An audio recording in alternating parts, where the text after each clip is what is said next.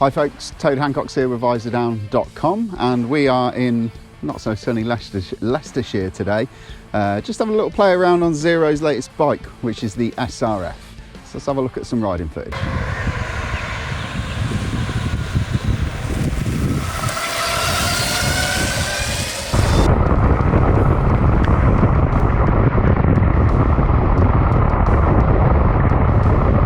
So yeah, as you can see, it's not really optimum weather for testing any kind of motorcycle today, but you know, you've got to take the rough with the smooth, and that's what we had, so we ran with it. And yeah, I'll tell you a little bit about the bike really. So this is the top of the range Zero that you can buy now, and it kind of supersedes the DS and the DSR range that we've already ridden at Visordown. And it is a lot more motorcycle. It's a bit more money than the outgoing Zeros or the previous versions of Zeros, but you do get a lot more for your money in this bike. So there's two versions of it. There's standard and there's premium. So the standard comes in at 16,500 and the premium comes in at 18,500. The major difference between the two bikes is that the premium gets a range extending fuel tank sort of battery pack that you fit underneath here. Heated grips, a fly screen and some bar ends and a couple of other trinkets, but really it's all about the extra little bit of range that you can get. So let's have a look at the bike. First and foremost, the motor. So powering the bike, we've got Zero's own brand of motor, which is called the Z-Force, and it's the 75-10. I'm not going to pretend that I know what those numbers mean. What I can tell you is physically the motor is a lot bigger than the previous versions of Zero's own motors. It's very torquey, extremely torquey. This is able to put out in the region of 140 foot-pounds of torque, which is getting on for 200 newton meters of torque, which is just crazy amounts of torque. I mean, you're talking Triumph Rocket 3 sort of numbers there, if you want me to put it into real world terms. In terms of the brake horsepower, it's over 100. I think it's coming up for about 140 brake horsepower, and top speed on this is capped at 125. So all those figures, they don't really mean anything because you think of them in the realm of a petrol motorcycle, which this isn't, and it doesn't accelerate like a petrol motorcycle. It accelerates like nothing else you've ever ridden if you've never ridden an electric bike. In terms of the electronic firmware and the sort of the engine management system on it, it's a very slick and very well put together and a very well programmed system. It's not that other electric bikes are particularly bad, it's just that the throttle response that you get from this, especially in road and sport mode, is really excellent. There's no kind of lag, there's no glitchiness or anything like that. It's just a smooth uptake of the throttle, and it inspires confidence. Today the weather has been absolutely shitty. The roads have been covered. We're also out in the sticks, so you come across a lot of sort of mud across the road where tractors have been going up and down, and just having a really progressive and sort of a really nice feeling throttle is key for sort of keeping these things up, especially when they've got that much torque. I'm talking about the electronics and the throttle, so I'll move on to the electronics package that this has got. This is a Bosch system fitted to the bike, which features everything that you'd expect from a high-level sports bike, a Ducati Panigale, a Honda CBR 1000. So it's got cornering ABS, cornering traction control. You've got different rider modes that are programmable. You can control all those from your phone. It really is a top-of-the-range sort of electronic suite that the bike has got, which is all sort of projected to you through a really slick-looking TFT dash. All the controls are really easy to use. It's a massive step forward for electric motorcycles in that respect. So the suspension.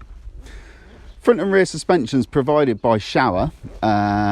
It's fully adjustable at the front, and we've got some preload adjustment and also compression rebound adjustment on the rear shock. I don't exactly know how much travel there is. It's not huge amounts because it is a street bike after all. But it's a very plush feeling motorcycle. It's not thrashy. It doesn't feel overdamped or underdamped. It's just really well balanced for a bike that you're just going to go out and cruise along some B roads on. You're never going to be really chasing apexes on it because it's kind of not set up for that sort of thing, but you could do, and the suspension is more than up to the job. It's proper high spec suspension. There are a lot of electric bikes that up until now have used sort of brands for different parts of the cycle parts of the motorcycle that you've never heard of before. And one thing that I think Zero have tried to do is to try and sort of make themselves with proper motorcycle brands when it comes to the important things of the bike, things like the brakes, the suspension, and the ECU and the IMU units. On that respect, it's a very comfortable bike to ride. On fast flowing roads, you don't notice any of the weight. It's about 220 kilograms, so it's not a light bike, but it's not a heavy bike either.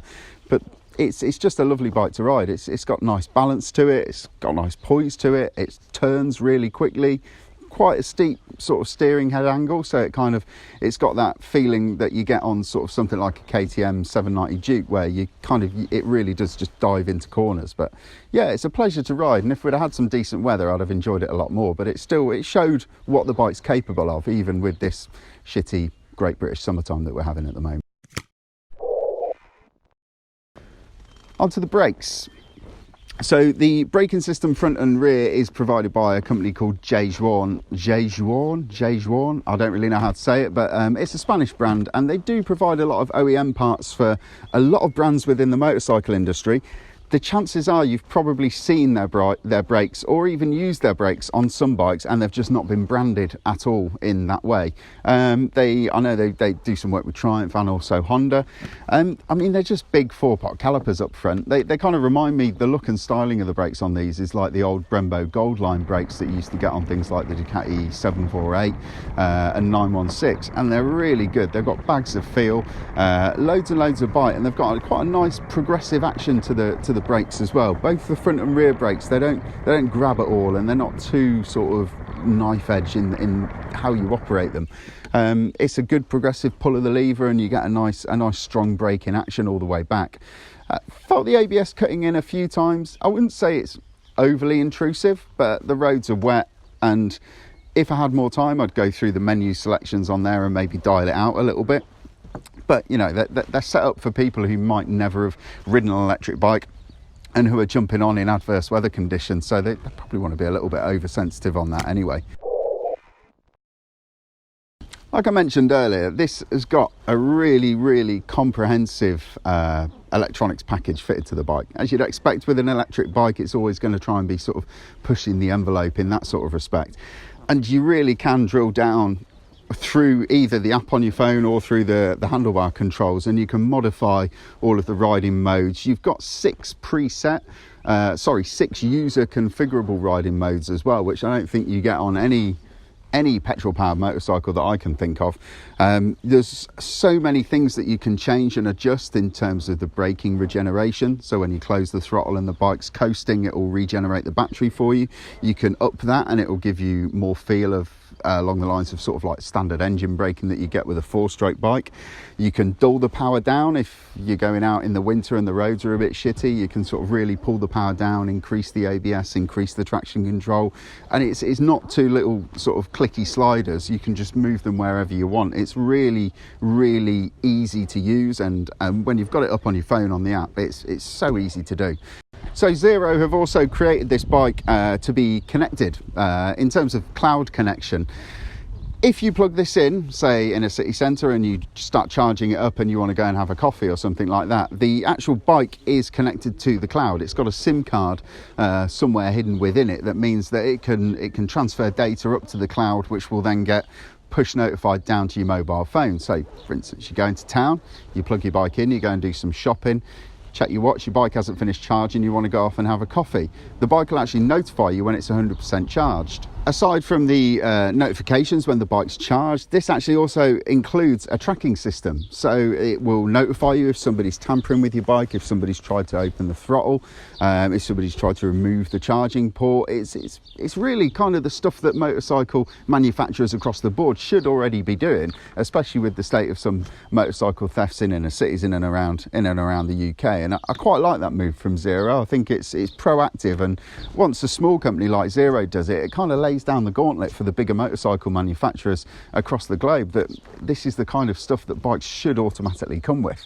I think I was talking to Zero's PR man earlier on, and he said that you get the subscription once you buy the bike free for a year, but then you will have to pay a subscription charge. But I mean, most subscriptions for trackers are £5 or £10 a month. For peace of mind of knowing exactly where your bike is at any point during the day, I think that's money well spent.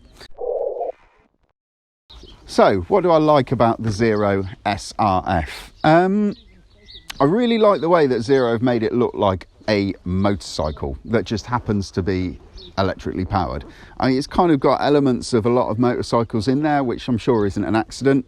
Headlight, sort of Ducati-esque, Ducati Diavol, trellis frame, typically Ducati. The fuel tank's almost MV Agusta F4, and this little seat unit is quite MV as well. I think it's a good sort of mix of lots of different styles, and it really does look attractive. I'm not really one of these people that's into, you know, form over function, but I think it's a good looking bike, and I think the more that these look like normal bikes, it will make it easier for people to transition from a petrol powered bike onto an electric one. I like the comfort. It's a very comfy bike. This is one of the few bikes, and this one has got a low seat option before we say it, but it's one of the few bikes that I can actually get both feet flat on the floor on, which is a real plus. The pegs are quite high, but not uncomfortably so. I still think you'd probably be good for at least 100 miles on that without any aches or pains. So the upper body ergonomics are good as well. The seat to bar reach isn't too far, they're not too far back, and they're really quite wide bars, so you've got a lot of leverage on them for when you're sort of cutting through traffic in the town centre. So yeah, I'd say main things that I like: the looks, the ergonomics, and also the fact that you can actually go places on it. We've been hammering along country lanes on this thing for most of today, and yeah, it's still got over 2/3 of a battery left, which I think is pretty good. So, what do we not like? It's still a lot of money. If you're going for the premium version of it, it's £18,500. For a lot of people, that's very hard to swallow. For some people, it's not, and there are benefits. You can recharge it for free. The servicing costs are negligible. You get a £1,500 grant back from the government. But kind of just getting your head around that initial number, if that's just short of £20,000, is quite hard for some people. But let's not dwell on that. What else don't I like about the bike? I don't like the fact that petrol motorcyclists won't give it a go just purely because it's electric, and that does irk me a little bit, because they are bloody good. Electric bikes, from when Zero first burst onto the scene, have been getting better and better and better each year, and this is a really good example of a motorcycle that just happens to be electric.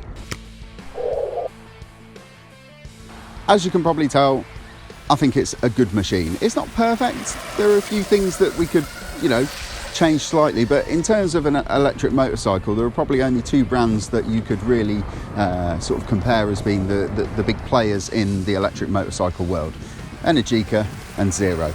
And this is a very good motorcycle. Yes, you've only got limited range, and you've got sort of you have to change the way that you ride, and you have to change your mentality towards motorcycling. You can't just rely on that petrol station that might be 20 miles down the road or might not be. You have to sort of, it's more about changing the way that you use a motorcycle to suit an electric vehicle. So yeah, electric motorcycles, they are really getting better and better and better every year. You only have to look at the Isle of Man TT, where when the TT0 first came about, they were lapping at sort of 80, 90 miles an hour. Now they're knocking on 120 mile an hour laps. So the rate of progression with electric motorcycles is just, you know, it's just marching on. Yeah, thank you very much to Zero for letting us come out and have a little play on it, and you can read the full review on Visordown.com.